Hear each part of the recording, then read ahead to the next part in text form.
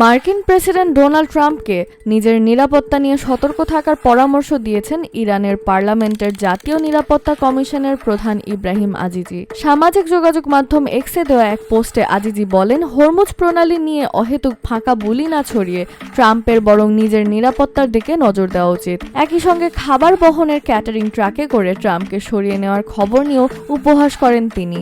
মঙ্গলবার ট্রাম্প নিজেই জানান, গত জুলাইয়ে আশকারায় তাকে এয়ারফোর্স ওয়ান থেকে গোপনে সরিয়ে নেওয়া হয়েছিল।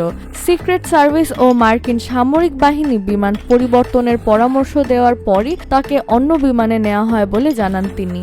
এদিকে ইরানের সঙ্গে উত্তেজনার মধ্যেই হরমুজ প্রণালী নিয়ে নতুন হুমকি দিয়েছে ট্রাম্প। শুক্রবার তিনি বলেন, শিগগিরই হরমুজ প্রণালীকে যুক্তরাষ্ট্রের ভূখণ্ড হিসেবে ঘোষণা করা হবে।